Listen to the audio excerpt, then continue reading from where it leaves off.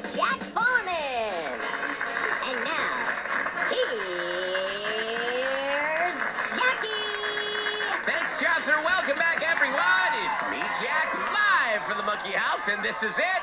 Our next fabulous entertainer is just moments away from joining us right here on the main stage. I mean, I'll call it the main stage. We only have the one stage. I guess it's both the main stage and the side stage.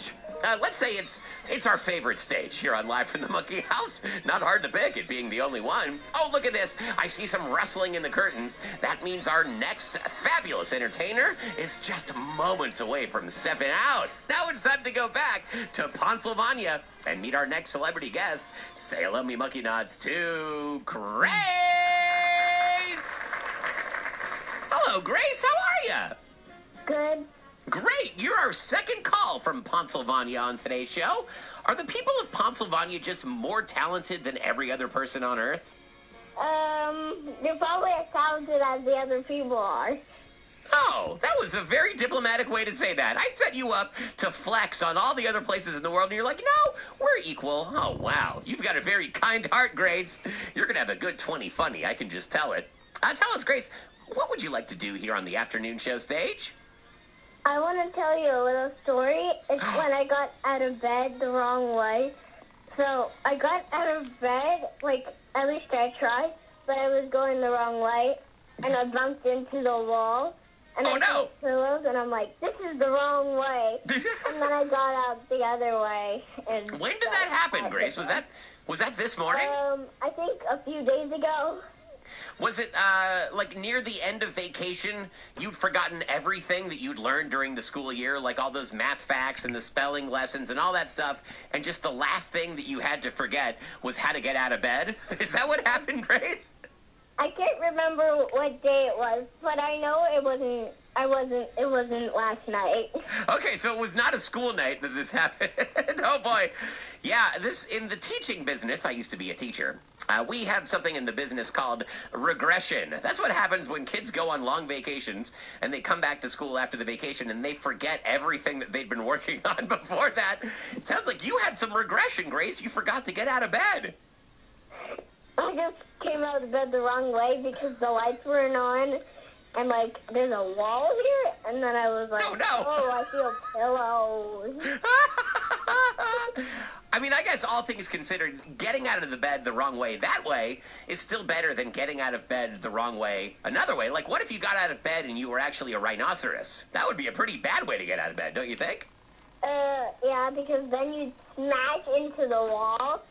And then the person that's sleeping next to you would be like, keep it down, rhinoceros. Yeah, exactly. And you'd be like, ah! I don't actually know what rhinoceri sound like. Is that what they sound like? Do they sound like someone angry in traffic? Do they just go, ah? I don't know what they sound like. You don't know what they sound like? No, I don't know what they sound like. Maybe they go like, ah! What do you think? I think it's a good one. We'll call that a temp sound for now. We'll come back in and fix that in post. Okay, so getting out of bed the wrong way, though that you got out of bed, that was not as wrong as getting out of bed as a rhinoceros. What if you got out of bed by flying instead of falling against the wall? How would that be in comparison?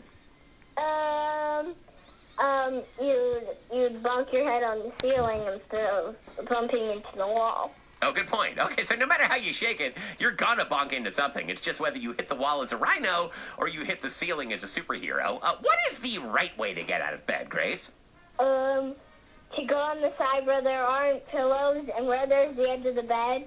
Okay. Can I add one more rule onto there? Anytime after 10 o'clock in the morning. That's a pretty good way to get out of bed, don't you think? Yeah. Yeah, that's the dream. And one time I fell out of bed when I was sleeping. Like, I accidentally fell off the edge of the bed and fell onto the ground, and I got back on the bed. Oh, no. Wait, and did you ever wake up when that happened, or were you only part way awake? I waked up. I definitely knew that I was going to the ground because I'm like, oh, man, I'm on the edge, and I'm going to Oh, the no. ground of my bed. You woke up in free fall. You were mid-flight when you woke up. That's not a very good way to get out of bed either. Wow, we've brainstormed all kinds of bad ways to get out of bed. It's a wonder we still even sleep in beds at all. Maybe from now on, Grace, you should just sleep standing up. What do you think?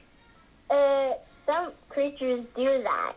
Yeah, I heard of that. I think I learned that from the Sweet Pickle school bus back when I was a kid, that certain animals sleep standing up and only eat at night. I'm pretty sure I learned that.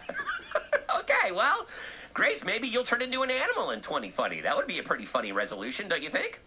Well, sometimes I pretend to be alive animals. Like, I mostly want to turn into a cat. Oh, yeah. That's not a bad choice. So why do you want to be a cat?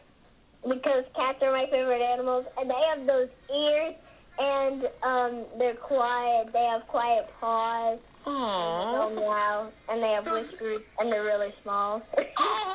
Oh, yeah, they got those ears, and they got those quiet paws, and the whiskers, too. I'm going to start crying. Audience, give it up for Grace in Pennsylvania, who's either going to learn how to get out of bed the right way, or might just become a cat this year. That's my kind of resolution. Oh, what a wondrous thing.